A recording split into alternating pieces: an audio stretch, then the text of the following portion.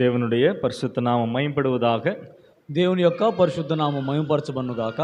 எல்லாருக்கும் యేసుక్రీస్తుவின் నామத்தில் అన్பிన్ வாழ்த்துக்கள். అందరికీ ప్రభువైన యేసుక్రీస్తు నామములో ప్రేమ వందనాలు. వందనాలండి అందరికి. రైట్, ఎవరికి అందరూ ఒకసారి చేతులు ఎత్తండి. మాకు నిద్ర వస్తుందనే వాళ్ళందరూ. అరే అంకుల్కి వస్తున్నట్టు ఇప్పుడు పోయి ఉంటుందిలేండి. రైట్, కొద్ది నిమిషాలు దేవుని యొక్క వాక్యాన్ని మనం చదువుకుందాం. కొంచె நேரம் கர்த்தருடைய வார்த்தையை நாம் தியானிக்கலாம். కొన్ని నిమిషాలు దేవుని యొక్క వాక్యాన్ని మనం ధ్యానం చేద్దాం. லேவியராகமம் 1ஆம் அதிகாரம் முதல் வசனத்தை நாம் வாசிக்கலாம். లేవియాకాండం 1వ అధ్యాయం 1వ వచనాన్ని మనం చదువుకుందాం. கர்த்தர் ஆசரிப்பு கூடாரத்திலிருந்து மோசேயை கூப்பிட்டு அவனை நோக்கி, యెహోవా మోషేను పిలిచి ప్రత్యక్షపు గుడారంలో నుండి అతనికి ఇలా సెలవిచ్చెను. ஓகே, நம்ம காலையில் சிந்தித்தோம். இந்த முதல் 9 வசனங்களிலே 5 நபர்களை நாம் பார்த்தோம்.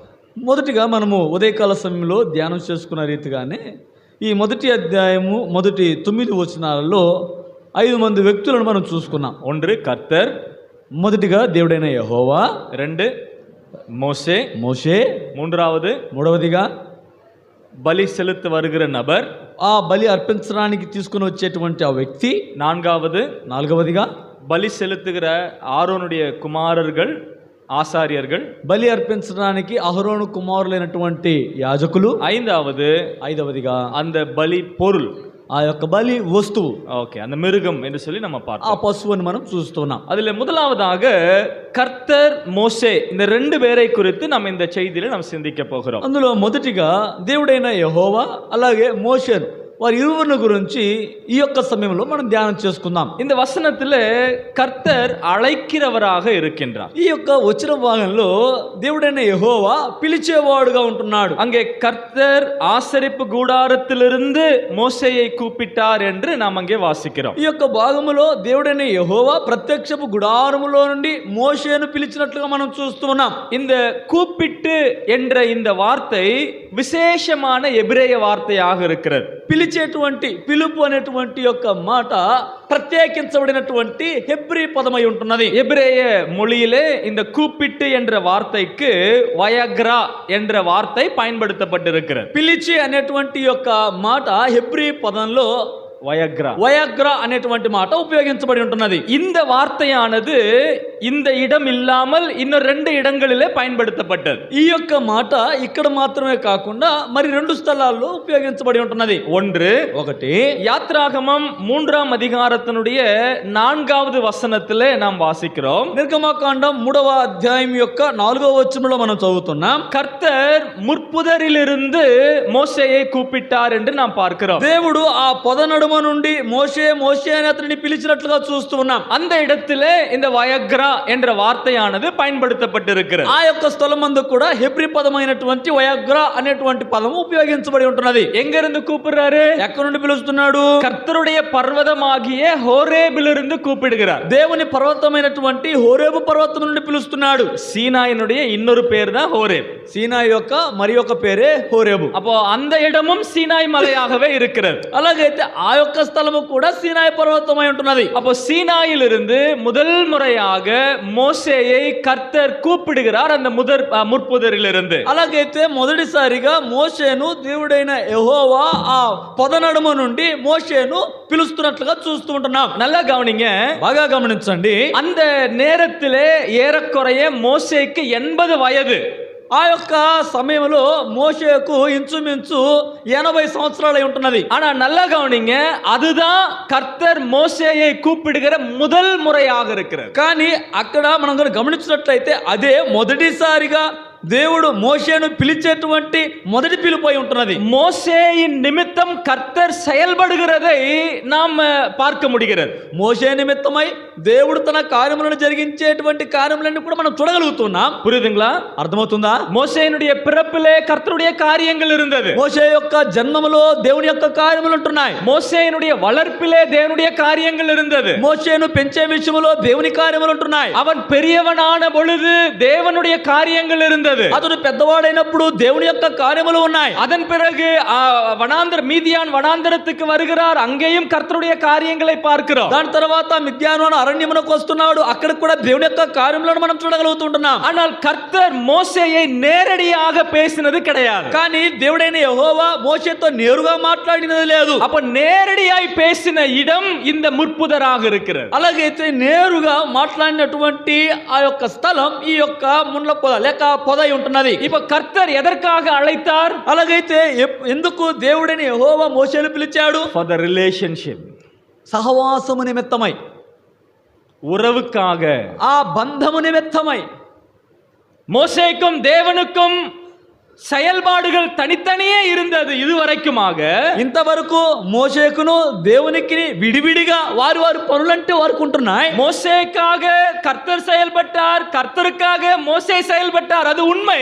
దేవుని కొరకు మోషే నిమిత్తమై దేవుడు వారి వారి కార్యములు జరిగించారు, అది వాస్తవమే. ஆனால் நேரடியாக they were becoming partners. இனி இந்த இடத்திலிருந்து அவர்கள் இருவரும் பங்காளிகளாக செயல்பட போகிறார்கள். ఇక్కడ నుంచి మనం గమనించినట్లయితే వారిరువురు ఏకమై వారిరువురు కూడా కలిసి పనిచేసే వారుగా ఉన్నట్లుగా చూస్తూ ఉంటున్నాం. அந்த உறவு ஆரம்பிக்கிற இடம்தான் இந்த இடம். அங்கேதான் கர்த்தர் வயக்ரா மோசேயை கூப்பிட்டு அவர் சொல்லுகிற வார்த்தையாக இருக்கு. ఆ రీతిగా ఒకటయ్యేటువంటి ఆ స్థలమే ఈ స్థలమై ఉంటున్నది.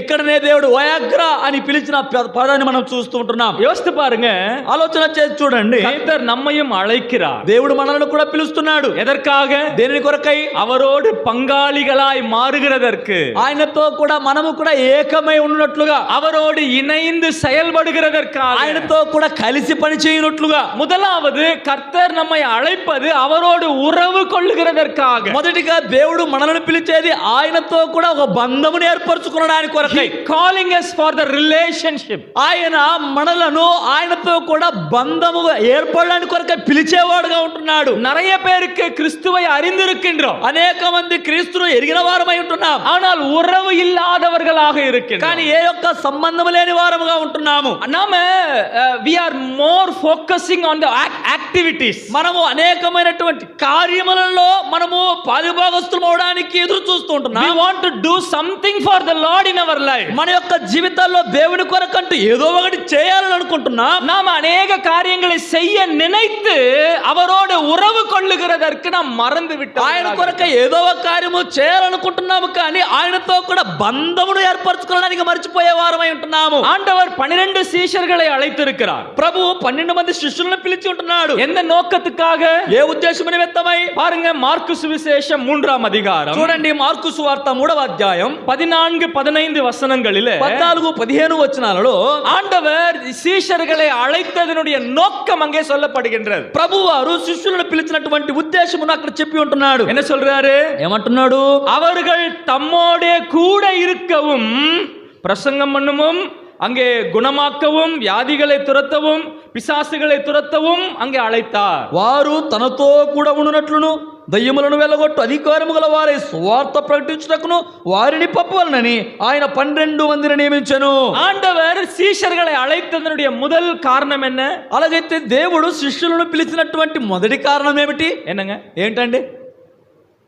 அங்கே இருக்கு, சொல்லுங்க. అక్కడే ఉంది, చెప్పండి చూసి. அவரோட கூட இருப்பதற்கு, ఆయనతో కూడా ఉండునట్లుగా. அதுக்கு அப்புறம் தான் மத்ததெல்லாம். దాని తర్వాతనే మిగతావన్నీ. எது? ఏవి? பிரசங்கம் பண்றது, ప్రకటించడానికి. அது ரெண்டாவது. అది రెండవదండి. குணமாக்குகிறது, స్వస్థపరిచేవి. அது அடுத்தது. అది దాని తర్వాత. பேய்களை விரட்டுறது, దయ్యములను నిలగొట్టేది. அது அடுத்தது. దాని తర్వాత స్థానమే. பிரியமானவர்களே, நாம எல்லாம் இதுக்கு தான் அதிக முக்கியத்துவம் கொடுக்கிறோம். కానీ ప్రియమైన వారలారా, మనమైతే వీటికే ఎక్కువ ప్రాముఖ్యతనిస్తున్నాం. நாம எதற்காக அதிகமாய் ஆசைப்படுகிறோம்? మనం దేని నిమిత్తమై ఎక్కువగా ఆశిస్తూ ఉంటున్నాం? பிரசங்கம் பண்ணணும், మనం ప్రసంగం చేయాలి, குணமாக்கணும், నేను స్వస్థపరచాలి, பேய் விரட்டணும், దయ్యములను నిలగొట్టాలి. இதுக்கு இதுக்காக நாம் அதிகமாய் ஆசைப்படுகின்றோம். దీని కొరకే ఎక్కువగా మనం ఆశపడుతూ ఉంటున్నాం. ஆனால் கர்த்தர் நம்மிடத்தில் எதை அதிகமாய் ஆசைப்படுகிறார்? కానీ దేవుడైతే మన దగ్గర ఆయన ఏమి ఎక్కువగా ఆశిస్తూ ఉంటున్నాడు? என் கூட இருங்க. నాతో కూడా ఉండు. You spend time with me. నీవు నాతో కూడా సమయాన్ని గడుపు. நான் பேசுறத கேளு. నేను మాట్లాడేది విను. நீ என் கூட பேசு. నువ్వు నాతో కూడా మాట్లాడు. We will spend time together.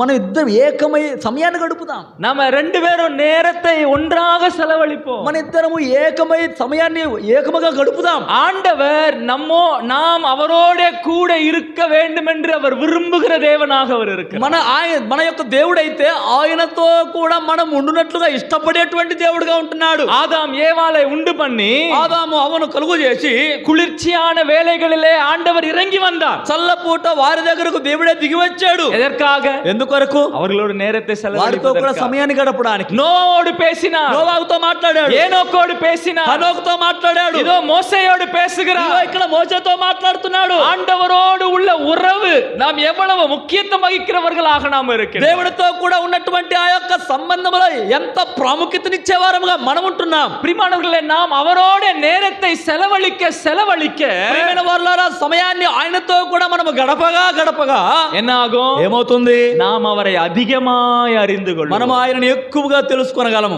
We will grow in the knowledge of Christ. మనము దేవునిని ఎరిగేటువంటి జ్ఞాన విషయంలో ఎదుగుతూ ఉంటాము. அவரை அறிகிற அறிவு, ఆయనను గురించినటువంటి జ్ఞానమందు அனுபவ ஞானம். ఆయనను గురించిన అనుభవ జ్ఞానమందు. அறிவு வேற, జ్ఞానం వేరు. அறிகிற அறிவு வேற. ఆ అనుభవ జ్ఞానం వేరు. புரியுதுங்களா? అర్థమవుతుందా? இன்னைக்கு நிறைய பேருக்கு கிறிஸ்துவ தெரியும். ఈ యొక్క దినాల్లో అనేక మందికి క్రీస్తుని గురించి తెలుసు. கிறிஸ்து என்ன பண்ணுவாரு? క్రీస్తు ఏం చేస్తాడు?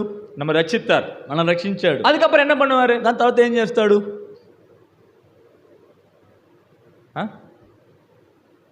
என்ன பண்ணுவாரு? ఏం చేస్తాడు? அனுபவம் இல்லை, అనుభవం లేదు. அவர் நம்மை பாதுகாப்பார். ఆయన మనల్ని భద్రపరుస్తాడు. அவர் நம்மை பாதுகாப்பவர் அப்படின்னு எத்தனை பேருக்கு தெரியும்? ఆయన మనల్ని భద్రపరచువాడు అని ఎంతమందికి తెలుసు? நம்ம எல்லாருக்குமே தெரியும், మనకు అందరికీ తెలుసు. ஆனா எத்தனை பேர் அவர் என்னை பாதுகாத்தார் அப்படின்ற அனுபவம் உள்ளவர்களாக இருக்கிறார்? ఎంతమంది మనము ఆయనే నన్ను భద్రపరిచాడు అన్న అనుభవ జ్ఞానంలోనికి వచ్చి ఉంటున్నాం? அவர் என்னை போஷிக்கிறவர் அப்படின்னு எத்தனை பேருக்கு தெரியும்? ఆయనే నన్ను పోషించువాడు అని ఎంతమందికి తెలుసు? ஆனா அவர் போஷிக்கிறவர் அப்படின்னு எத்தனை பேர் அனுபவத்துல சொல்ல முடியும்? ఆయనే నన్ను పోషించువాడు అని ఎంతమంది అనుభవ జ్ఞానంతో చెప్పగలరు? இந்த நேரத்தில் விசுவாசிகள் சீக்கிரமாய் விழுகிற ஒரு இடம் கடன் வாங்குறது. ఈ యొక్క దినాలలో విశ్వాసులు పడిపోయే ఒక స్థలం రుణం తీసుకునేటువంటి స్థలం, లేక అప్పులు తీసుకునేటువంటి స్థలంలోనే. ஆண்டவர் போஷிப்பவர் அப்படின்னு சொன்னா, ప్రభు పోషించువాడు అని అంటే அவர் போஷிக்கிற வரைக்கும் நம்ம வெயிட் பண்ணணும். ఆయన పోషించేంత వరకు మనం ఎదురు చూస్తుండాలి. உண்மையா? నిజమేనా కాదా? கடன் வாங்குறோம்னா என்ன అర్థం? అప్పు తీసుకుంటున్నాం అంటే అర్థం ఏమిటి?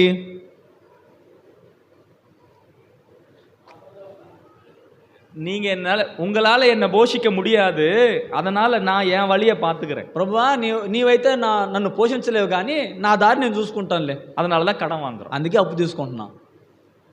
உண்மையா? నిజమా కాదా? கர்த்தர் போஷிக்கிறவர், ప్రభువే పోషించువాడు என்று அந்த உணர்வு இருக்கிறவர்கள் மனுஷனை நாடி செல்ல மாட்டோம். అనేటువంటి అంటే దేవుడే నన్ను పోషించువాడు అనేటువంటి గ్రహింపు కలిగినటువంటి వాడు ఏ యొక్క మనిషిని వెతికి వెళ్ళడు. அவர் போஷிக்கிற வரைக்கும் காத்திருப்பார்கள். ఆయనే పోషించేంత వరకు ఎదురు చూస్తూ ఉంటారు, వేచి ఉంటారు. ஒருவேளை உங்க மூட்டை, அரிசி மூட்டை தீர போகுது அப்படின்னு உங்களுக்கு எப்ப தெரியும்? మీకు మీ యొక్క బియ్యపు మూటలో బియ్యం అయిపోతున్నాయన్న సంగతి ఎప్పుడు తెలుస్తుంది? எப்ப தெரிய வரும்? ఎప్పుడు మీకు తెలియ వస్తుంది? 2 நாளைக்கு முன்னாடி, இல்ல 3 நாளைக்கு முன்னாடி, ఒక 2 రోజుల ముందే, లేకపోతే 3 రోజుల ముందే, ஒரு 3 நாளைக்கு முன்னாடி இன்னும் 2 நாள் வரும், 3 நாள் வரும் அரிசி அப்படின்னு முடிய போகுது அப்படின்னு உங்களுக்கு தெரிய வருது. ఒక 2 రోజుల ముందే, ఒక లేక 3 రోజుల ముందే ఒరే బియ్యం అయిపోతున్నాయి కదా అన్న విషయం మీకు తెలియ వస్తుంది. சரியா? సరేనా కాదా?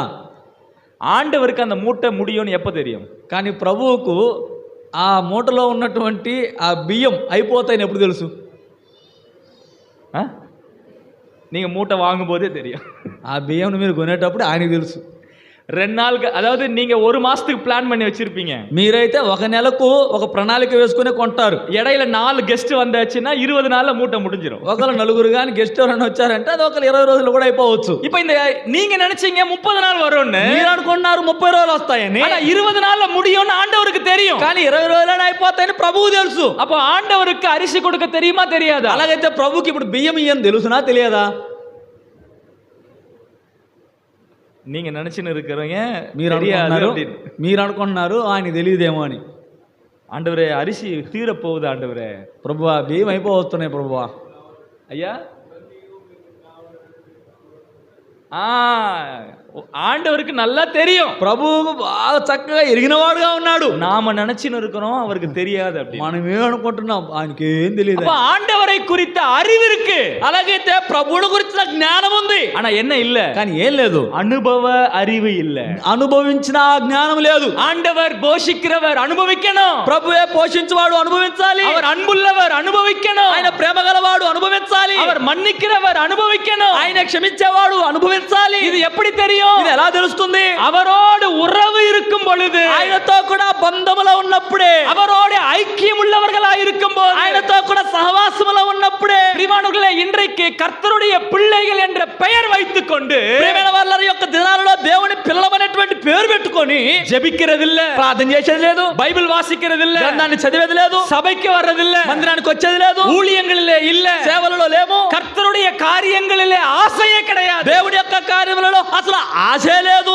ஒரு ஒரு ஒரு விசுவாசி பேசிக்கா செய்ய வேண்டிய அடிப்படையான காரியங்கள் கூட இன்றைக்கு விசுவாசிகள் வழக்கமாக செய்கிறது கிடையாது. ఒక విశ్వాసి చేయవలసినటువంటి ప్రాథమికమైనటువంటి పనులు కూడా ఒక విశ్వాసి దినాల్లో చేయడం లేదు. நாம அடிப்படையாய் செய்ய வேண்டிய, தினந்தோறும் செய்ய வேண்டிய, மனுஷனாய் செய்ய வேண்டிய காரியங்கள், దినదినము ఒక మానవుడు ఒక విశ్వాసి చేయవలసినటువంటి ప్రాథమికమైనటువంటి పనులు, ஒரு மனிதனாக நான் செய்ய வேண்டியது குடிக்கணும், சாப்பிடணும், சுவாசிக்கணும், தூங்கணும், இதெல்லாம் டெய்லி செய்யணும் இல்லைங்களா? ఒక వ్యక్తిగా ఒక మానవునిగా నేను తినాలి, త్రాగాలి, నిద్రపోవాలి, పడుకోవాలి, లేయాలి, ఇవన్నీ కూడా ఒక ప్రాథమికమైనటువంటి సంగతులే. ఇక్కడ కాదండి నిద్ర, ఎక్కడ కాదండి నిద్రపోయేది. இது ஒரு ஒரு ஒரு ஒரு சாதாரண மனுஷன் டெய்லி செய்ய வேண்டிய விஷயங்கள். ఇది ఒక సాధారణమైనటువంటి వ్యక్తి చేయవలసినటువంటి పనులై ఉంటున్నాయి. அவனால சாப்பிட முடியலன்னா என்ன அர்த்தம்? అతడు భోజనం చేయలేకపోతున్నాడంటే అర్థం ఏమిటి? என்ன அர்த்தம்? ఏంటి అర్థం ఏంటి చెప్పండి. உள்ள நல்லா இல்ல, లోపల సరిలేదు. அவனால தூங்க முடியல, என்ன அர்த்தம்? వాడి వల్ల నిద్రపోలేకపోతున్నాడు, అర్థం ఏమిటి? உடம்புல பிரச்சனை, శరీరంలో సమస్య. அவன் தண்ணி குடிக்கிறான், உடனே வாமிட் எடுத்துக்கிறான், నీళ్లు తాగుతున్నాడు, వెంటనే వామిట్ వచ్చేస్తుంది. என்ன అర్థం? ఏంటి అర్థం ఏంటి? இப்ப சொல்லுங்க, ఇప్పుడు చెప్పండి. ஒரு விசுவாசி பைபிள் படிக்க முடியல, ఇప్పుడు ఒక విశ్వాసి గ్రంథాన్ని బైబిల్ చదవలేకపోతున్నాడు, என்ன காரணம்? కారణం ఏమిటి? ஒரு விசுவாசி ஜெபிக்க மாட்டேன்றான், ఒక విశ్వాసి ప్రార్థన చేయడం లేదు, ஒரு விசுவாசி சபைக்கு வர்றதில்ல, ఒక విశ్వాసి మందిరానికి వచ్చేది లేదు. ஞாயிற்றுக்கிழமைக்கு அடுத்து வார கூட்டங்கள் இருக்கும், ఆదివారం తర్వాత వారి కూడికలు ఉంటాయి, Bible study, prayer meeting, gospel meeting அதெல்லாம் இருக்கும், బైబిల్ తరగతులు, ప్రార్థన విజ్ఞాపన కూడిక, సువార్త కూడిక, ఇలాగనుంటాయి. ఫస్ట్ బైబిల్ స్టడీ కట్, మొదటిగా బైబిల్ తరగతి కట్టు, రెండవది prayer meeting cut, Bible study இல்ல, ప్రేయర్ మీటింగ్ இல்ல, రెండవది ప్రార్థనా కూడిక, బైబిల్ స్టడీ లేదు, ప్రార్థనా కూడిక లేదు, கடைசியில் வரும்போது ஞாயிற்றுக்கிழமை கூட வரமாட்டான், చివరికి ఆదివారం కూడా రాడిక. என்னையா பிரச்சனை? ఏంటయ్యా సమస్య? కొంచెం బిజీயா இருக்கு, కొంచెం తీరిక లేకుండా ఉన్నాను. பிஸி. நேரத்தை கொடுத்த ஆண்டவருக்கே நேரம் கொடுக்க உங்களுக்கு நேரம் இல்லை. సమయం ఇస్తున్నటువంటి దేవునికే సమయం ఇవ్వడానికి మీకు సమయం లేదు. அப்புறம் எங்க அவரோட உறவு? ఇంకెక్కడండి ఆయనతో కూడా ఆ బంధం ఉండేది?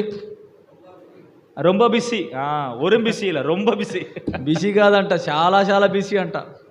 మోసే కర్తర్ కూపుర్రారు, మోషేను దేవుడని యెహోవా పిలుస్తున్నాడు, శిష్యుర్களை ఆండవర్ కూపుర్రారు, శిష్యులను దేవుడు పిలుస్తున్నాడు. ఎదర్కాగ? దేని నిమిత్తం? కమ్, రండి, we will spend time, సమయాన్ని గడుపుదాం, రండి, வாங்க நம்ம நேரத்தை செலவழிக்கலாம், రండి సమయాన్ని గడుపుకుందాం. ఆండవరోడ నేరத்தை செலவழிக்கிற అనుభవం உங்களுக்கு இருக்கா? దేవునితో కూడా సమయాన్ని గడిపేటువంటి అనుభవం మీకుందా? ஆண்டவரோட நேரத்தை செலவழித்தா ரெண்டு நடக்கும்.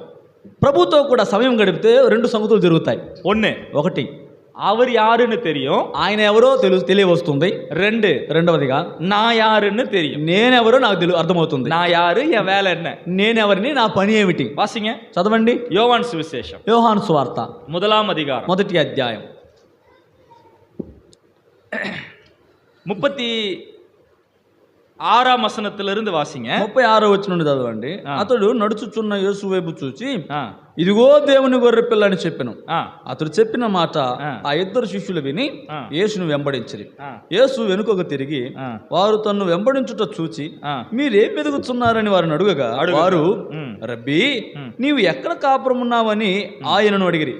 రబ్బీ అను మాటకు బోధకుడని అర్థం. వచ్చి చూడుడని ఆయన వారితో చెప్పగా వారు వెళ్ళి ఆయన కాపురం ఉన్న స్థలము చూచి ఆ దినము ఆయన యొద్ద బస చేసి, அன்றைய தினம் அவரிடத்தில் தங்கினார்கள். ఆ దినము ఆయన యొద్ద బస చేసిరి. அன்றைய தினம் ఆ దినము அவரோடு ఆయన యొద్ద தங்கினார்கள், బస చేసిరి. இப்ப தங்குனா என்ன நடக்கும்?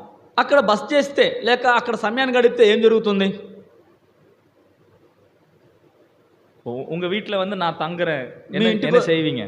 ఇప్పుడు నేను వచ్చి మీ ఇంట్లో ఉంటున్నానంటే మీరేం చేస్తారు?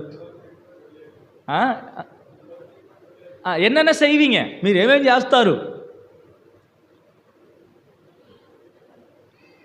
హలో హలో சொல்லுங்க, చెప్పండి. உங்க வீட்டுக்கு யாராவது கெஸ்ட் வந்தாங்கன்னா நீங்க என்ன பண்ணுவீங்க? మీ ఇంటికి ఎవరైనా అతిథి వస్తే ఏం చేస్తారు చెప్పండి? முதல்ல தண்ணி கொடுப்பீங்க, ముందు నీళ్ళు ఇస్తారు, அப்புறம் తర్వాత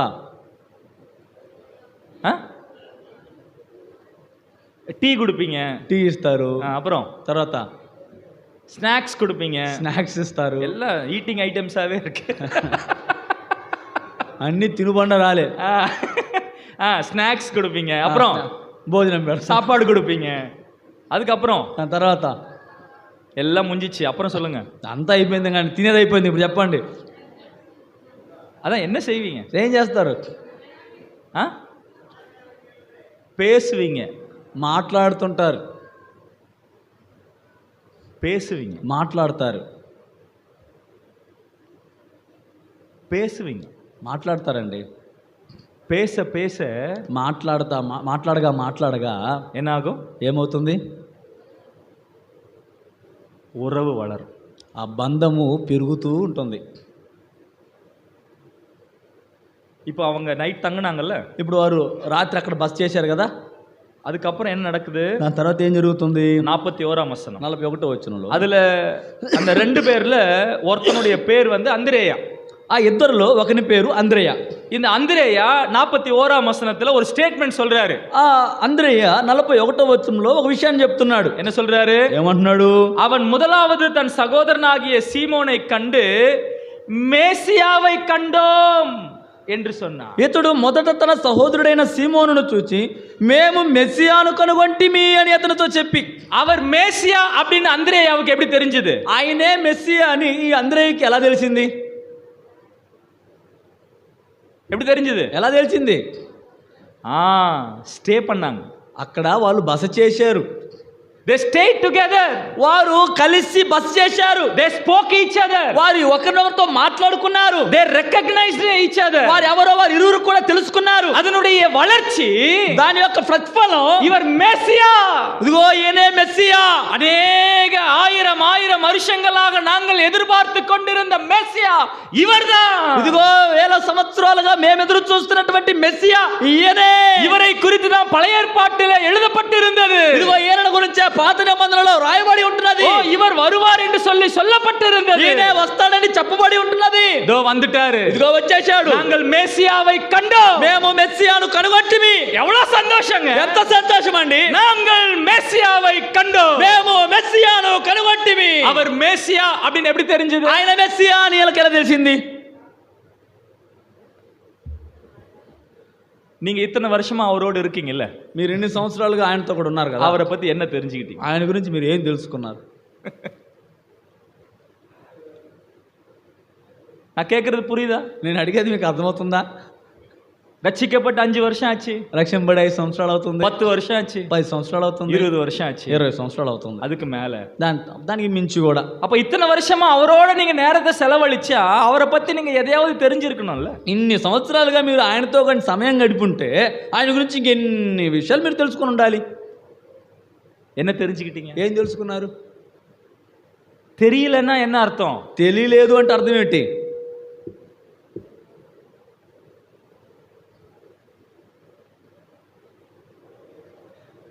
அதாவது இன்னைக்கு நிறைய விசுவாசிகளுக்கு உறவு இருக்கு. ఈ యొక్క దినాల్లో అనేక మంది విశ్వాసులకు బంధం అయితే ఉంది, உறவு கொள்ளுதல் இல்லை. కానీ బంధాన్ని ఏర్పరచుకునేది లేదు. They have a relation but they don't have a relationship. వారికి బంధం అయితే ఉంది కానీ కలిసి వారు ఉండడం లేదు. புரியுதுங்களா? అర్థమవుతుందా? ఉదాహరణకు சொல்றேன், నేను ఉదాహరణకు చెప్తాను. இளைய மகன், చిన్న కుమారుడు அப்பா விட்டு போயிட்டான், తండ్రిని విడిచి వెళ్ళాడు, దూరமா போயிட்டான், దూరంగా వెళ్ళిపోయాడు. எவ்வளவு தூரம் போயிட்டான்? ఎంత దూరం వెళ్ళిపోయాడు?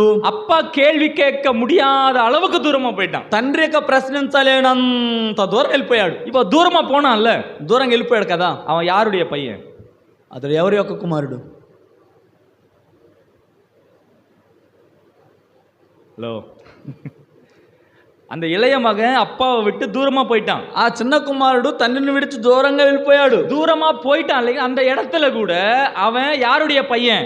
దూరంగా వెళ్ళిపోయినప్పటికీ ఏ స్థలం ఉందన్నా ఆ కుమారుడు ఆ కుమారుని యొక్క తండ్రి ఎవరు? அவர்தான், ఆయనే. உறவு இல்லாம போயிச்சா? బంధం ఏమన్నా తెగిపోయిందా? அவன் துன்மார்க்கமாய் வாழ்றான்ல, వాడు దుర్మార్గంతో జీవితాన్ని జీవిస్తున్నాడు కదా. யாருடைய பையன்? ఎవరి యొక్క కుమారుడు?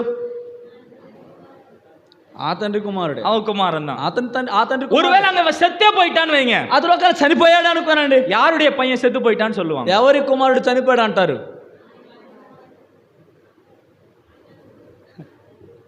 ஆனா அவன் எப்படி வாழ்ந்தான்? కానీ ఆ తండ్రి కుమారుడే, బంధం అయితే ఉంది కానీ అతను ఎలా జీవించాడు? சாப்பாட்டு கூட வழி இல்லாம, అతను ఆహారానికి కూడా దారి లేని వాడుగా ఉన్నాడు. ஏன்? ఎందుకు?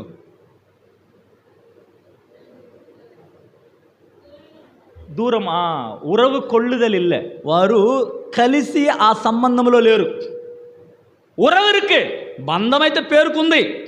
அப்பா பையன் அப்படின்ற உறவு తండ్రి దూరமா இருந்தாலும் இருக்கு. తండ్రి కుమారులు అనేటువంటి బంధం వారు దూరంగా ఉన్నా కానీ వారికి అలా బంధం ఉంది. அந்த உறவு அப்படியே இருக்கு, ఆ బంధం అలాగనే ఉంది. ஆனா అప్పాவினுடைய நன்மைகளை ஒன்றாகிலும் அவனால் அனுபவிக்கவே முடியவில்லை. తండ్రి యొక్క మేలులు ఏవి కూడా ఏ ఒక్కటి కూడా కుమారుని వలన అనుభవించలేకపోతున్నాడు. அப்பா ஐஸ்வர்யம் உள்ளவர், తండ్రి అయితే ధనవంతుడే, அவன் அனுபவிக்கல. కానీ అనుభవించలేదు. அப்பா நல்ல గుణముள்ளவர், ఆ తండ్రి మంచి గుణలక్షణం కలిగిన వాడు, అనుభవిக்கல. తాను అనుభవించలేదు. அப்பா மன்னிக்கிறவர், తండ్రి క్షమించువాడు, அவன் అనుభవిக்கல, అనుభవించలేదు. இதெல்லாம் தூரமா இருக்கிற வரைக்கும் அனுபவிக்கவே முடியாது. ఇవన్నీ కూడా దూరముగా ఉన్నంత వరకు అసలు అనుభవించనే లేరు. எப்ப అనుభవించా?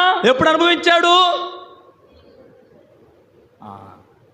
when they stayed together. వారు ఎప్పుడైతే ఇద్దరు కలిసి ఉన్నారో అప్పుడే.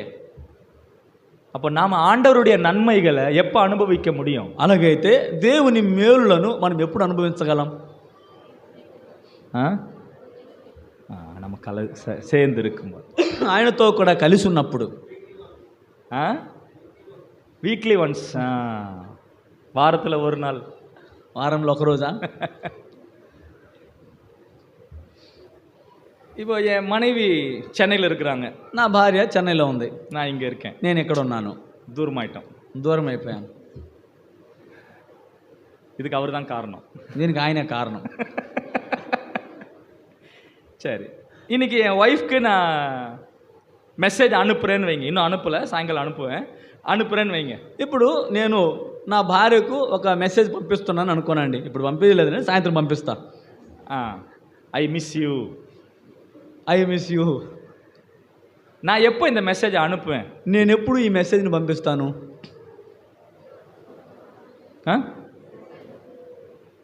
பேச முடியல, మాట్లాడలేకపోయాను. மனைவி இல்லையா, భార్య కదా, கை பிடிக்க முடியல, చేయబట్టుకోలేకపోతున్నాను. அதாவது அந்த ஸ்டேயிங் டுகெதர், அந்த அந்த ஒன்னா இருக்கிற அந்த அனுபவம் இழந்துட்டோன்னு சொன்னா நம்ம மிஸ் பண்றோம்ல. మనము ఒకటిగా కలిసి ఉండేటువంటి ఆ అనుభవాన్ని మనం కోల్పోతున్నప్పుడు ఆ కోల్పోవటం అనేది ఉంది కదా. என்னைக்காவது ஆண்டவரே ஐ மிஸ் யூ அப்படின்னு சொல்லியிருக்கீங்களா? ఏ దినమందైనా ప్రభువా ఐ మిస్ యూ ప్రభువా అని ఏ రోజైనా చెప్పున్నామా? நான் இங்கே வந்து காலையில் 6 மணிக்கு நான் வந்தேன். నేను ఇక్కడికి 6 గంటలకు వచ్చాను ఉదయం. இப்போ ஏறக்குறைய டைம் 5 ஆக போகுது. ఇప్పుడు ఇంచుమించు సమయం 5 అవ్వబోతుంది. ஏறக்குறைய 12 மணி நேரம். ఇంచుమించు 12 గంటల సేపు. இந்த 12 மணி நேரத்தில் நான் இங்கே இருக்கிறேன். ஆனால் என்னுடைய மனசில் எங்கேயோ பின்னாடி என் மனைவியினுடைய முகம் இருந்துக்கிட்டே தான் இருக்கு. ఇక్కడ నేను 12 గంటల సేపు ఉన్నా కానీ సమయాన్ని ఇక్కడ గడుపుతూ ఉన్నప్పటికీ నా మనసులో ఎక్కడో నా వెనుక నా భార్య ముఖం నాకు కనిపిస్తూనే ఉంది.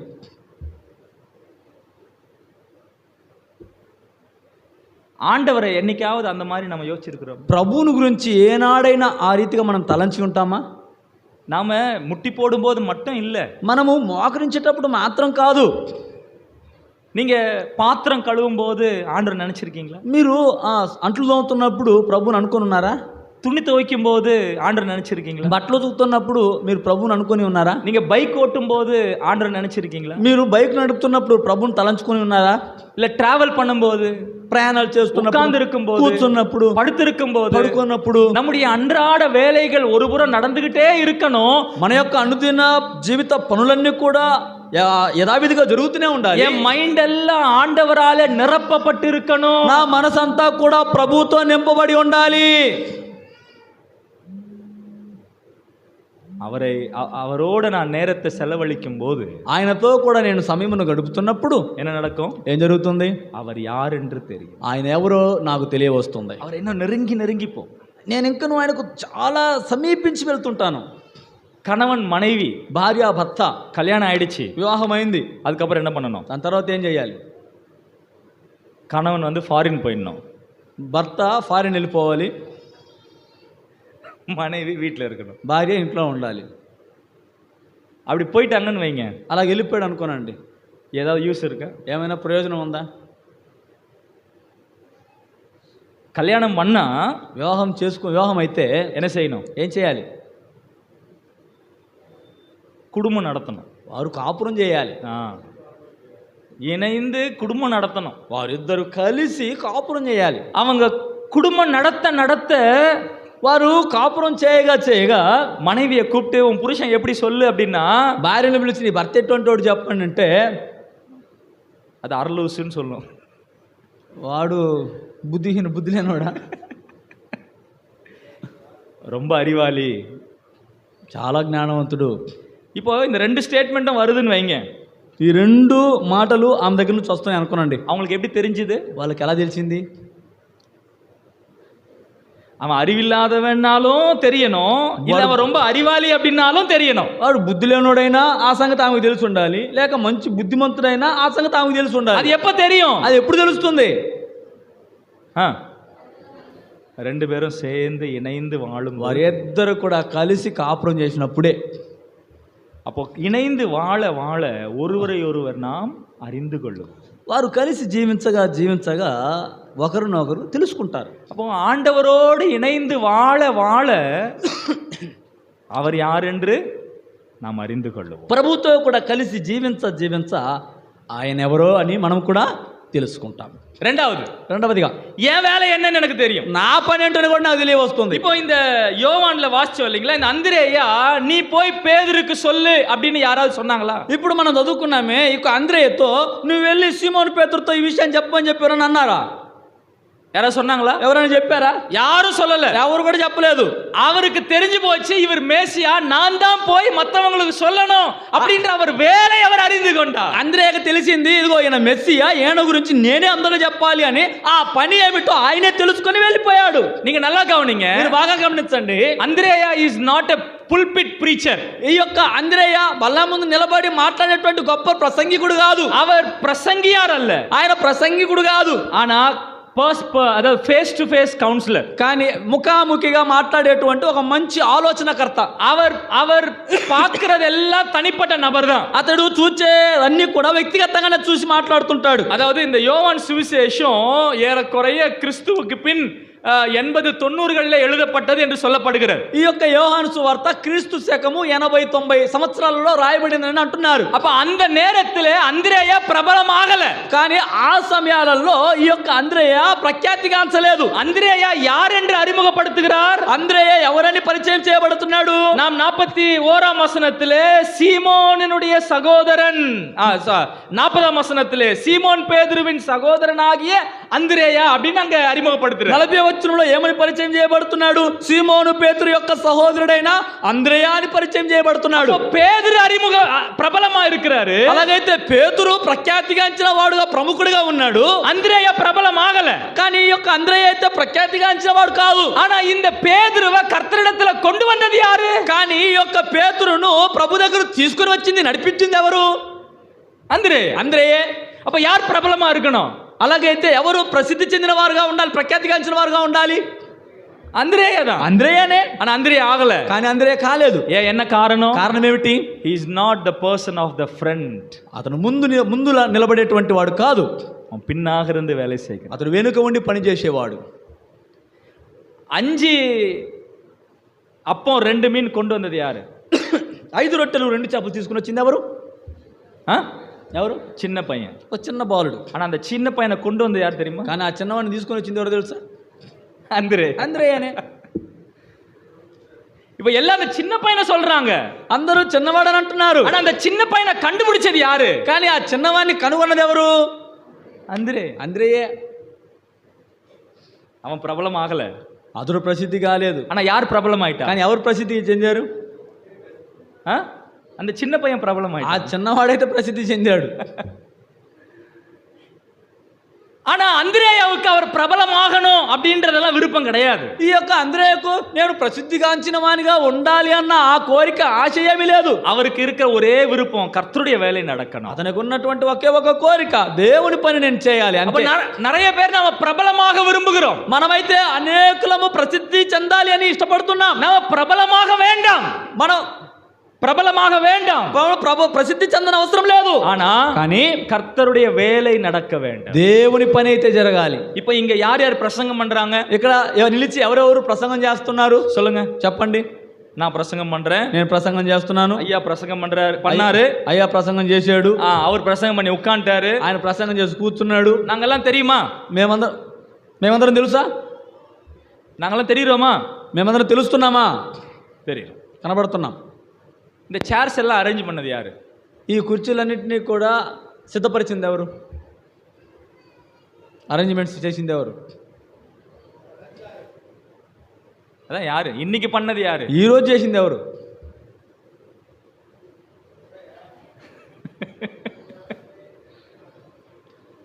ఆయన చేతులు ఎత్తదా ఎవరికి తెలియదు. తెలియలేదు. யாரோ பண்ணாங்க, ఎవరో చేశారు. இப்போ நான் கேட்கிறேன், నేను అడుగుతున్నాను, இது அரேஞ்ச்மெண்ட்ஸ் பண்ணாம இருந்திருந்தா இன்னைக்கு இந்த மீட்டிங் இப்படி நடந்திருக்குமா? ఇవన్నీ కూడా సిద్ధపరచకపోయినట్లయితే ఈ యొక్క మీటింగ్ ఇలా జరుగుతుంటుందా? ஒருவேளை மீட்டிங் வந்ததுக்கு அப்புறம் இதெல்லாம் அரேஞ்ச் பண்ண வேண்டிய நேரம் வந்துரும். ఒకవేళ మీటింగ్ వచ్చిన తర్వాత ఇవన్నీ కూడా సిద్ధపరచాల్సినటువంటి పరిస్థితి ఏర్పడి ఉండొచ్చు. மீட்டிங் ఆరంభిக்கிறதுக்கு முன்னாடியே 8:30 மணிக்கே ஒரு టీం வந்து இதெல்லாம் அரேஞ்ச்மெண்ட்ஸ் பண்ணாங்க. కానీ 8:30కే ఈ యొక్క మీటింగ్ జరగక ముందే వారందరూ కూడా వచ్చి ఇక్కడ అరేంజ్ చేశారు. మైక్ సెట్ பண்ணாங்க, ఈ యొక్క మైకులను సిద్ధపరిచారు, அந்த துணி எல்லாம் மேட்ஸ் எல்லாம் போட்டாங்க, అక్కడ ఉన్నటువంటి ఆ మ్యాట్స్ అన్ని వేశారు, చైర్స్ போட்டாங்க, కుర్చీలు వేశారు, மேல చైర్స్ போட்டாங்க, పైన కుర్చీలు వేశారు. இதெல்லாம் திரைக்கு பின்னாக நடக்கிற வேலைகள். ఇవన్నీ కూడా తెర వెనుక జరుగుతున్నటువంటి పనులు.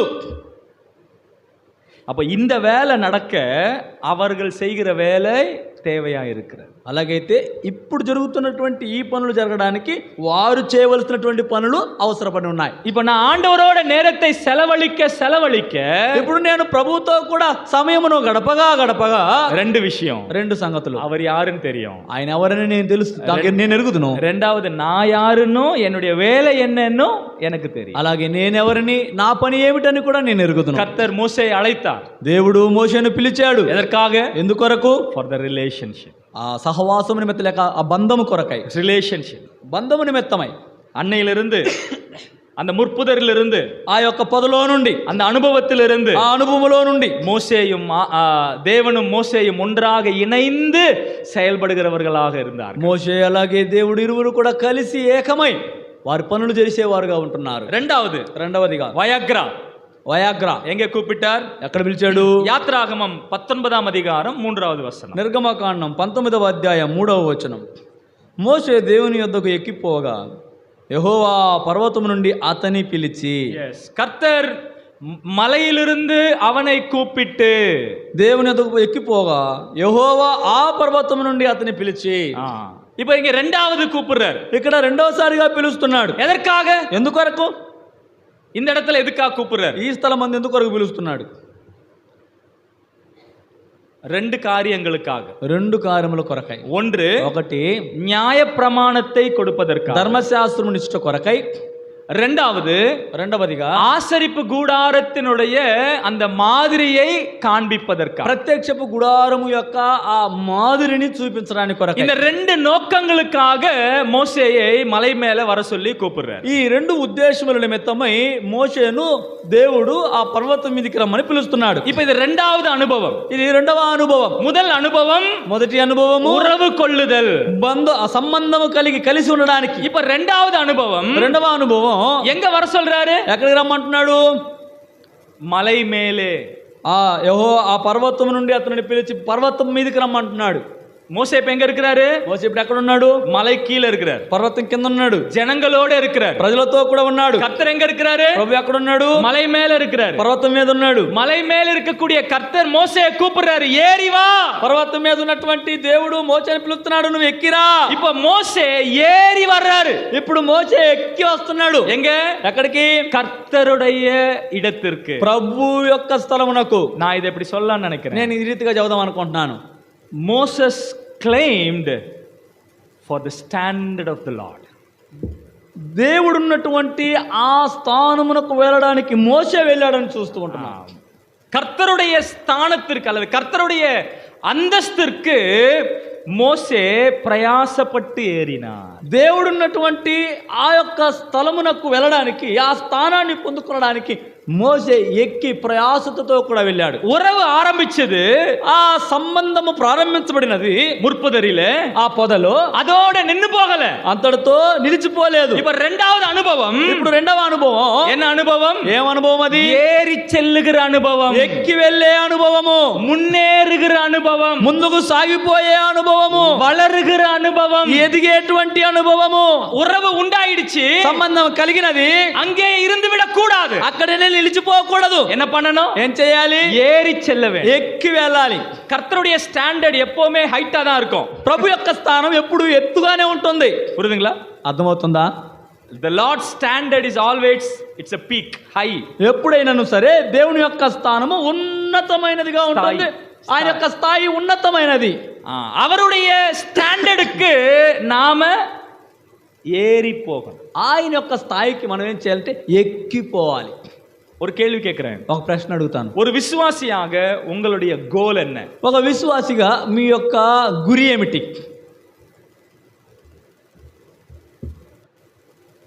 எதுக்கு டெய்லி பைபிள் படிக்கணும், எதுக்கு ஜெபம் பண்ணணும், எதுக்கு கூட்டங்களுக்கு வரணும், ఎదుకు పరిశుద్ధమా వాళను, ఎందుకండి బైబిల్ చదవాలి, ఎందుకండి ప్రార్థన చేయాలి, ఎందుకు కూడికలకు రావాలి, ఎందుకు ప్రతిదినం పరిశుద్ధంగా జీవించాలి, ஏன் இதெல்லாம் செய்யணும், ఎందుకు ఇవన్నీ చేయాలి?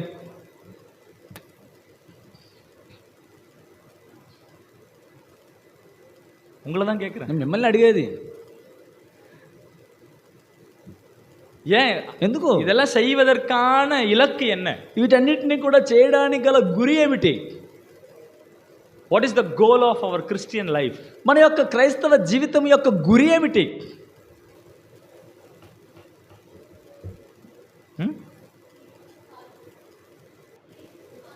Praise the Lord. దేవునికి స్తోత్రం. கிறிஸ்துவனுடைய சாயலுக்கு ஒப்பாக நாம் மாற வேண்டும். క్రీస్తు సారూప్యమునకు నేను మారాలి.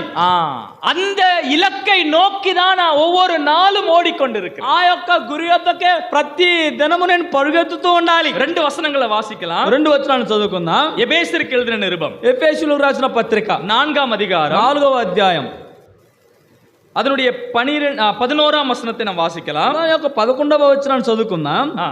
మనమందరము విశ్వాస విషయంలోను దేవుని కుమారుని గురించిన జ్ఞానం విషయంలోను ఏకత్వము పొంది సంపూర్ణ పురుషులకు వరకు అనగా క్రీస్తునకు కలిగిన సంపూర్ణతకు సమానమైన సంపూర్ణత కలవారమగు వరకు கிறிஸ்துவனுடைய நிறைவான வளர்ச்சியின் அளவுக்கு தக்க பூரண புருஷராகும் வரைக்கும், క్రీస్తునకు కలిగిన సంపూర్ణతకు సమానమైన సంపూర్ణత కలవారమగు వరకు. அப்போ என்னுடைய விசுவாச வாழ்க்கையினுடைய இலக்கு என்ன? అలాగైతే నా యొక్క క్రైస్తవ విశ్వాస జీవిత గురి ఏమిటి?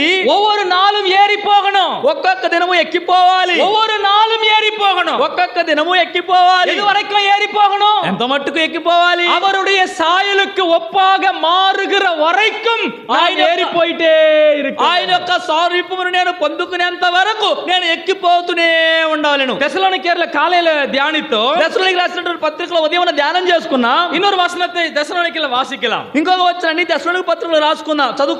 4వ அதிகாரம் முதல் வசனம், 4వ అధ్యాయం యొక్క మొదటి వచనం.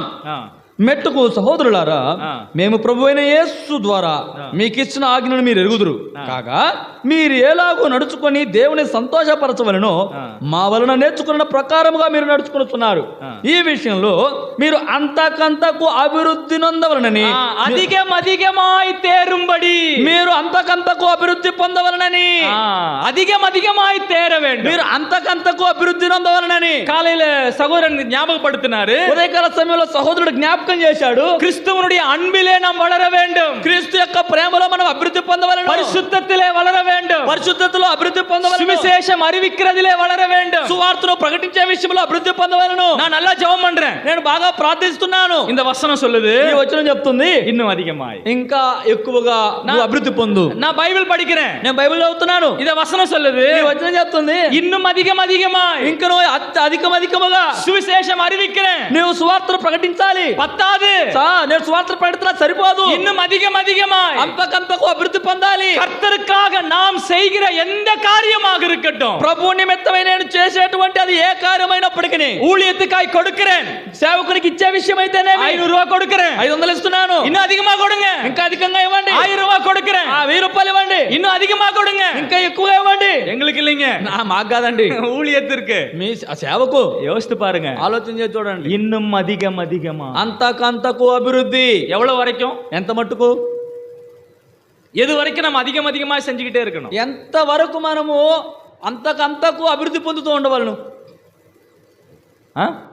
கிறிஸ்துவின் சாயலுக்கு ஒப்பாய் மாறுகிற வரைக்கும், క్రీస్తు సారూప్యమునకు మనం మారేంత వరకు இன்னும் அதிகமாய் வளர்ந்து கொண்டே మనం ఇంకను అంతకంతకు అభివృద్ధి పొందుతూనే ఉండవలెను. பரிசுத்தத்தின் மேல் பரிசுத்தம், పరిశుద్ధత వెంబడి పరిశుద్ధత, அன்பின் மேல் அன்பு, ప్రేమ వెంబడి ప్రేమ, மன்னிப்பின் மேல் மன்னிப்பு, క్షమాపణ వెంబడి క్షమాపణ.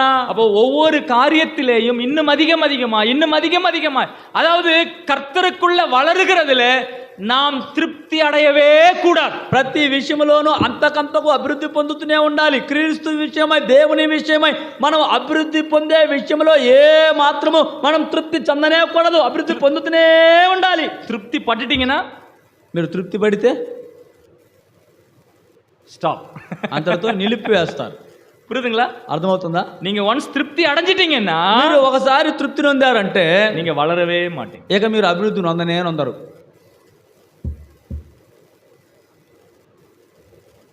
எப்ப திருப்தி அடையணும்? ఎప్పుడు తృప్తి నొందాలి? எப்ப திருப்தி அடையணும்? ఎప్పుడు తృప్తి నొందాలి?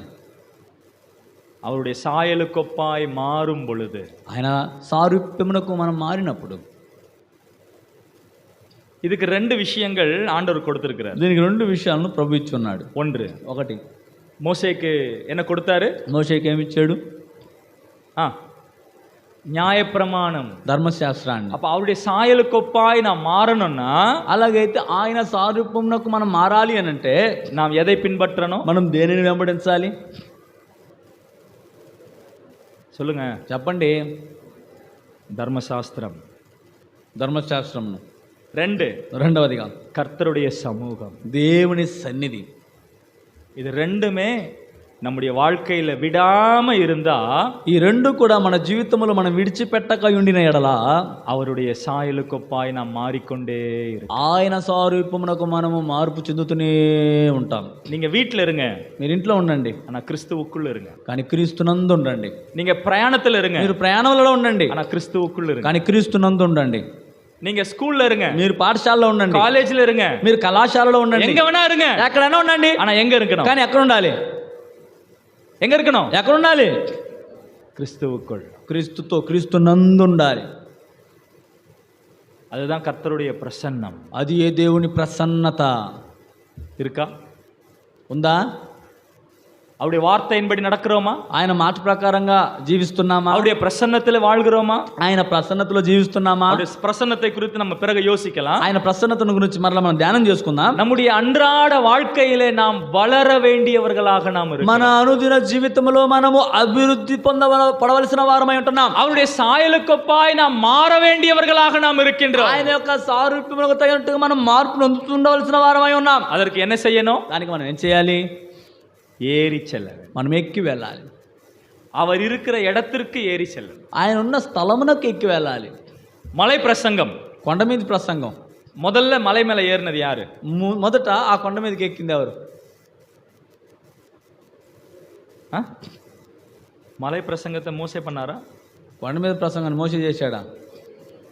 ஆண்டவர் பண்ணார். ప్రభువు యేసుక్రీస్తు. அப்ப அந்த மலை மேல ஏறி போய் உட்கார்ந்தது யாரு? అలాగైతే ఆ కొండ మీదకి ఎక్కి కూర్చుంది ఎవరు?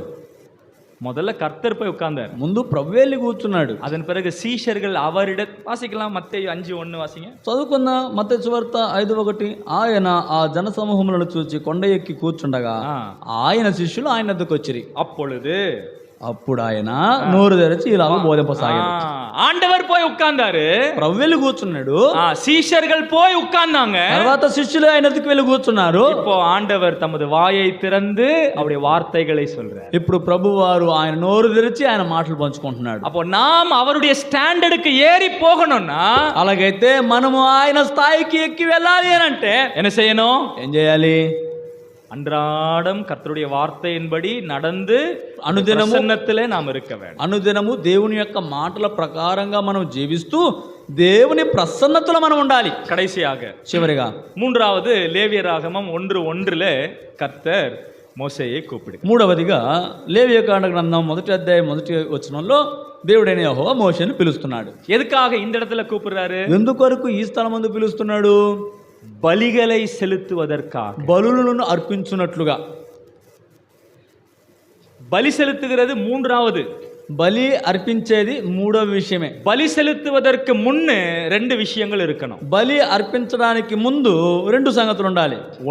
ఒకటి ఉరవు இருக்கணும், బంధం ఉండాలి. రెండవదిగా చెప్పండి, வளர்ச்சி இருக்கணும், అభివృద్ధి ఉండాలి. உறவும் வளர்ச்சியும் இருப்பவர்கள் தான் அவருக்கு బలిகளை செலுத்த முடியும். సంబంధము అభివృద్ధి ఉన్నవారు మాత్రమే ఆయనకు బలులు అర్పించగలరు. அப்படி இல்லாதவங்களும் பலி செலுத்துவாங்க.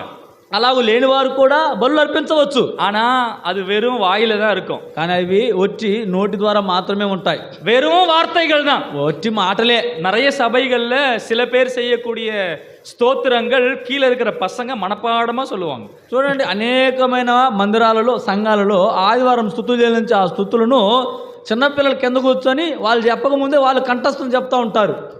அவங்களுடைய స్తోత్రంகள் పిల్లలకు மனப்பாடமாய் போச்சு. వారి స్తుతులన్నీ కూడా పిల్లలకు కంఠస్థం అయిపోయింది. ఎందుకు? వారం అదే బలిదా, ప్రతి ఆదివారం అదే బలియే. అదే బలి? ఎందుకంటే అదే బలి. ఉరవు இல்ல, సంబంధం లేదు, వளர்ச்சி இல்ல, అభివృద్ధి లేదు. there is no relationship, వారికి సంబంధం ఏమీ లేదు. there is no growth, వారిలో ఏ యొక్క అభివృద్ధి లేదు. இந்த ரெண்டும் இல்லாதவர்களுக்கு கர்த்தரை துதிப்பதற்கும் ஆராதிப்பதற்கும் ஒன்றுமே இருக்காது. ఈ రెండు లేని వారికి దేవుని స్తుతించడానికి ఆరాధించడానికి అసలు ఏమీ ఉండవు. ஆண்டவருக்கு பலி செலுத்த எதுவுமே இருக்காது. ప్రభువుకు బలి అర్పించడానికి ఏమీ ఉండవు. சீஷர்களை பார்த்து ஆண்டவர் ஒரு கேள்வி கேட்டார். శిష్యుల వైపు చూసి ప్రభు ఒక ప్రశ్న అడుగుతున్నాడు. வாசிங்க யோவான் சுவிசேஷம் చదవండి యోహాను సువార్త 21వ అధికారం 21వ అధ్యాయం அதனுடைய 5வது వசనం, దాని యొక్క 5వ వచనం. యేసు పిల్లలారా భోజనమునకు మీ యొద్ద ఏమైనా ఉన్నదా అని వారిని అడుగగా లేదని వారు ఆయనతో చెప్పిరి. అప్పుడు ఆయన ఎందుకు என்ன கேட்டார் ஆண்டவர்? ఏమని అడిగాడు ప్రభు? சாப்பிட்றதுக்கு ஏதாவது இருக்குதா? భోజనంకి ఏమైనా ఉందా? சீஷர் என்ன சொல்றாங்க? శిష్యులు ఏమంటున్నారు? ఐ హ్యావ్ నథింగ్, మా దగ్గర ఏమి లేవు. அதுக்கு மேல பாருங்க, పైన చూడండి 3வது వచనத்துல 3వ వచనంలో దే కాట్ నథింగ్, వారు ఏమీ పట్టలేదు. ஏன் இல்ல ஆண்டவர் கொடுக்கிறதற்கு? ప్రభువుకి ఇవ్వడానికి వారి యొద్ద ఎందుకు ఏమీ లేకుండా ఉన్నారు? దే కాట్ నథింగ్, వారు ఏమీ పట్టలేదు. So they don't have to give nothing. కాబట్టి వారి దగ్గర దేవునికి ఇవ్వడానికంటూ ఏమీ లేకుండా ఉన్నారు. எப்போ ஏன் அவங்க எதுவுமே பிடிக்கல? ఎందుకు వారు ఏమీ పట్టుకోలేదు? கர்த்தரோடு உறவு இல்ல, దేవునితో కూడా సంబంధం లేదు, வளர்ச்சி இல்ல, అభివృద్ధి లేదు. మనుషரை పిడికిற వేలయ శిష్యులకు கொடுத்திருக்க, మనుషులను పట్టుకునే జాలరులుగా ఆ పనిని దేవుడు శిష్యులకు ఇస్తే அதை செய்ய வேண்டிய நேரத்துல மீன் பிடிக்க போயிட்டாங்க. దాన్ని చేసేదానికి బదులుగా వీరు ఆ సమయాన చేపలు పట్టడానికి వెళ్తున్నారు. எனக்கு ரொம்ப பிடிக்கும் அந்த ஒரு వచనం. నాకు ఆ వచనం చాలా బాగా నచ్చిన వచనం. అది 15వ వచనం వాసి 21:15 వాసింగ. 21:15 చదవండి. వారు భోజనం చేసిన తర్వాత యేసు సీమోను పేతురును చూచి, యోహాను కుమారుడైన సీమోను. పోదుం పోదుం. யாரை பார்க்கிறாரு? ఎవరిని చూస్తున్నాడు? சீமோன் பேதுருவை பார்க்கிறாரு. సీమోను పేతురును చూస్తున్నాడు. ஆனா என்னன்னு கூப்பிடுறாரு? కానీ ఏమని పిలుస్తున్నాడు? సీమోనేని కూపిరారు. సీమోను అని పిలుస్తున్నాడు. என்ன మిస్ ஆச்சு? ఏమి అక్కడ మిస్ అయింది? పేతురు మిస్ ஆச்சு. పేతురు అక్కడ మిస్ అయిపోయాడు. సీమోనుடைய வேலை மீன் பிடிக்கிற வேலை. సీమోను యొక్క పని చేపలు పట్టే పని. மீன் பிடிக்கிற சீமோனை கூப்பிட்டுட்டு மனுஷரை பிடிக்கிற வேலையை கொடுத்துட்டு அவனுடைய பேரை పేదురువా మాతున్నారు. సీమోను చేపలు పట్టేవాడిని పిలిచి మనుషులు పట్టేటువంటి పనినిచ్చి పేరు పేతురుగా మార్చాడు. புரியுதுங்களா? అర్థమవుతుందా? சீமோனுடைய வேலை, సీమోను యొక్క పని மீன் பிடிக்கிறது, చేపలు పట్టేది. పేతురుடைய வேலை, పేతురు యొక్క పని మనుషரை பிடிக்கிற வேலை, మనుషులు పట్టే పని. இப்போ இவரு சீமோன் பேதுரு தான். ఇప్పుడు ఇతను సీమోను పేతురే. పేతురు వేலை செய்ய வேண்டிய நேரத்துல పేతురు పని చేయవలసినటువంటి సమయాన என்ன வேலைக்கு போறாரு? ఏ పనికి వెళ్తున్నాడు? విట్టు వంద మీన్ పిడికిற వేலைకి పోరారు. విడిచి వచ్చిన వదులుకున్నటువంటి అదే చేపలు పట్టే పనికి వెళ్తున్నాడు. அதனுடைய விளைவு என்ன? దాని ప్రతిఫలం ఏమిటి? They cot nothing. వారు ఏమీ పట్టలేదు. இப்ப ఆండவர் கேட்கிறாரு, ఇప్పుడు ప్రభు అడుగుతున్నాడు, எனக்கு கொடுக்க ஏதாவது இருக்கா? నాకు ఇవ్వడానికంటూ భోజనంకి ఏమైనా ఉందా? అనేక ஞாயிற்றுக்கிழமையில நாம் என்ன சொல்லிக்கிட்டு இருக்கோம்? అనేక ఆదివారాలలో మనం ఏం చెప్తున్నాం? ஆராதனை செய்ய வந்திருக்கிறோம், ఆరాధించడానికే వచ్చి ఉన్నాం. ஆனா ஆண்டவர் எனக்கு கொடுக்க உங்ககிட்ட என்ன இருக்கு? ప్రభు అడుగుతున్నాడు, నాకు ఇవ్వడానికంటూ మీ యొద్ద ఏముంది? நம்ம என்ன சொல்லிக்கிட்டு இருக்கோம்? మనం ఏం చెప్తున్నాం? Lord I have nothing lord. ప్రభువా నా యొద్ద ఏమీ లేదు ప్రభు. உமக்கு கொடுக்க என்கிட்ட எதுவுமே இல்ல. మీకు ఇవ్వడానికంటూ మా యొద్ద ఏమీ లేదు. உமக்கு கொடுக்க என்னிடத்துல ஒன்றுமில்லை. మీకు ఇవ్వడానికి నా యొద్ద ఏమీ లేదు. ஏன்? ఎందుకు? எல்லாம் செலவாகி விட்டது. అన్ని ఖర్చు చేశాను. என் நேரம் செலவாயிடுச்சு. నా సమయాన్ని నేను ఖర్చు చేశాను. బలం செலவாயிடுச்சு. నా బలాన్ని నేను ఖర్చు చేశాను. என்னுடைய அறிவு செலவாயிடுச்சு. నా జ్ఞానాన్ని నేను ఖర్చు పెట్టాను. எங்க செலவழிச்ச? ఎక్కడ ఖర్చు పెట్టావు? மீன் பிடிக்கிற வேலையில செலவு பண்ணிட்டான். ఇదిగో చేపలు పట్టేటువంటి ఆ సమయంలో నేను మొత్తాన్ని ఖర్చు పెట్టాను. మనుషரை பிடிக்கிற வேலைக்கு கொடுக்கிறதற்கு இப்பொழுது என்னிடத்துல ஒன்றுமில்லை. ఇప్పుడు మనుషులు పట్టేదానికి నా యొద్ద అసలు ఏమీ లేదు. உமக்கு கொடுக்க என்னிடத்துல ஒன்றுமில்லை ஆண்டவரே. మీకు ఇవ్వడానికంటూ నా యొద్ద ఏమీ లేదు. ఇది எத்தனை விசுவாசிகள் இப்படி சொல்லல? ఎంతమంది విశ్వాసులు ఈ దినాలు ఇలా చెప్తున్నారు? ஆண்டவர் கூப்பிடுறாரு, ప్రభు పిలుస్తున్నాడు, வாங்க రండి பலி செலுத்தணும், బలి అర్పిద్దాం. பலி செலுத்தணும், బలి అర్పించాలి. உங்களுக்கு ஒரு விஷயம் சொல்லட்டுங்களா? నేను మీకు ఒక సంగతి చెప్పమంటారా? பலி செலுத்துறது வெறும் வார்த்தைகளிலே சொல்லுகிறது மட்டுமல்ல. బలి అర్పించినది ఒట్టి మాటలతో చెప్పడం మాత్రమే కాదు. நான் அன்றாட கிறிஸ்தவ வாழ்க்கை வாழ்றேன் இல்லைங்களா, அதுவே பலிதான். నేను అనుదిన క్రైస్తవ జీవితాన్ని జీవిస్తున్నాను చూడండి, అది కూడా ఒక బలియే. நான் கர்த்தருக்காக வாழ்றேன், నేను ప్రభు నిమిత్తమై జీవిస్తున్నాను. அப்ப என்னுடைய வாழ்க்கையவே நான் அர்ப்பணிக்கிறேன். అంటే నా జీవితాన్నే నేను అర్పిస్తున్నాను. ரோமர் 12:1 நம்ம என்ன வாசிக்கிறோம்? రోమీయులకు రాసిన పత్రిక 12వ అధ్యాయంలో మనం ఏం చదువుతున్నాం? உங்கள் சரீரங்களை பரிசுத்தமும் தேவனுக்கு பிரியமுமான జీవ బలియాగ ఒప్పు కొడుక வேண்டும். పరిశుద్ధమును దేవునికి అనుకూలమునైన సజీవ యాగముగా మీ శరీరములను దేవునికి సమర్పించాలి. உங்களுடைய சரீரங்களை, మీ శరీరములను, உங்க கை, మీ చేతులు, உங்க கால், మీ యొక్క కాళ్ళు, உங்க கண்ணு, మీ యొక్క కళ్ళు, உங்க காது, మీ యొక్క చెవులు, உங்க வாய், మీ యొక్క నోరు. பிரியமானவர்களே, உங்களுடைய சரீரம் முழுவதும் கர்த்தருக்கு ஜீவ பலியாக ஒப்பு கொடுக்க. ప్రియమైన వారలారా, మీ యొక్క శరీరములు అన్నిటి కూడా దేవునికి సజీవ యాగముగా సమర్పించుకోవాలి. கைகளிலே செய்கிற பிரயாசம் ஜீவ பலியாக இருக்க வேண்டும். చేతుల ద్వారా చేసేటువంటి ప్రయాసంతో కూడా సజీవ యాగముగా ఉండాలి. ప్రయాణங்கள் ஜீவ பலியாக இருக்க வேண்டும். నా యొక్క ప్రయాణాలన్నీ కూడా సజీవ యాగమై ఉండాలి. உங்களுடைய வார்த்தைகள் ஜீவ பலியாக இருக்க మీ வேண்டும். మాటలన్నీ కూడా సజీవ యాగమై ఉండాలి. கர்த்தருக்காக நீங்கள் செய்கிற ஒவ்வொன்றும் கூட ప్రభు కొరకు మీరు చేసే ఒక్కొక్కటి కూడా ஜீவ பலியாக இருக்க, సజీవ యాగమై ఉండాలి. நான் முழுமையாய் அவருக்கு நான் பலியாக கொடுக்க, నన్ను నేను సంపూర్ణముగా బలిగా అర్పించుకోవాలి. கர்த்தர் 3 இடங்களிலே மோசேயை அழைத்தார். దేవుడు 3 స్థలాలలో మోషేను పిలిచాడు. ఒకటి முற்புதரிலே, ఆ పొదలో. எதுக்காக? ఎందు నిమిత్తమై?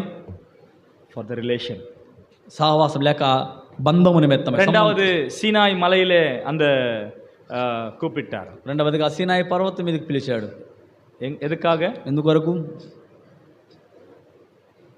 ஏறி செல்லுகிறது, ఎక్కి వెళ్ళడానికి, வளருகிறதற்கு, అభివృద్ధి నొందడానికి. நீங்கள் அவரிடத்திலே போகும் பொழுது ఆయన వద్దకు వెళ్తున్నప్పుడు அவர் நியாயப்பிரமாணத்தை கொடுப்பார், ఆయన ధర్మశాస్త్రాన్ని ఇస్తాడు, பிரசன்னத்தை கொடுப்பார், ఆయన ప్రసన్నతని ఇస్తాడు. மூன்றாவது கூப்பிடுறாரு, మూడవదిగా పిలుస్తున్నాడు, அதுவும் சீனாய் தான். అది కూడా సీనాయి పర్వతం. எதற்காக? ఎందుకొరకు? బలిகளை குறித்தான காரியங்களை கொடுப்பதற்கு, బలుల విషయమైనటువంటి సంగతులను వారికి తెలియజేయడానికి. உறவு, సంబంధం, வளர்ச்சி, అభివృద్ధి, பலி. బలి. இந்த மூன்றுமே நம்முடைய வாழ்க்கையினுடைய 3 கோணங்களாக, 3 பழக்கங்களாக நாம் இருக்க வேண்டும். ఈ 3 కూడా మన యొక్క జీవిత విషయములలో 3 అలవాట్లుగా మారిపోవాలి. நாம் அன்றாடம் உறவு கொள்ள வேண்டும். మనం ప్రతి దినము ఆయనతో కూడా సంబంధము కలిగి ఉండాలి. அன்றாடம் வளர வேண்டும். ప్రతి దినము మనం అభివృద్ధి పొందుతుండాలి. அன்றாடம் அவருக்கு பலிகளை செலுத்த, ప్రతి దినము ఆయనకు అర్పణ లేక బలి అర్పిస్తూనే ఉండాలి. அப்படி செய்யும் பொழுது, ఆ రీతిగా చేయనప్పుడు அவருடைய சாயலுக்கொப்பாய் நாம் மாறிக்கொண்டே, ఆయన సారూప్యమునకు మనం మారుతూనే அந்த இலக்கை நோக்கி நாம் சென்று கொண்டிருக்க வேண்டும். ఆ గురి వద్దకే మనం వెళ్తూ ఉంటాం. தேவன் தாம் இந்த சிந்தனைகளை நமக்கு ஆசீர்வதிப்பார். దేవుడు తానే యొక్క తలంపులన్నింటినీ ఆశీర్వదించును గాక. జెబికలాం, ప్రార్థన చేసుకుందాం. మమ్మల్ని అత్యధికముగా ప్రేమించిన మా పరలోకపు తండ్రి, చెమ్మగలనైనా మీ పాదాలకు వందనాలు, స్తోత్రాలు. ఈ సమయంలో మీరు ఇచ్చిన ఆలోచనలు బట్టి వందనాలయ్యా. విన్న మేము నీ సహవాసములోను, అభివృద్ధి చెందుట్లోను, బలు అర్పించుట్లోను ప్రతిదినము అలవాటు కలిగిన వారమై జీవించుటకు మాకు సహాయం చేయమని మీ దయగల చేతికి మమ్మల్ని అప్పచెప్తూ ఎత్తబడిన వాక్యానికి నీరు కట్టి ఫలింపు చేయమని యేసుక్రీస్తు నామమున ప్రార్థించి వేడుకుంటున్నాం తండ్రి. ఆమేన్. Thank you.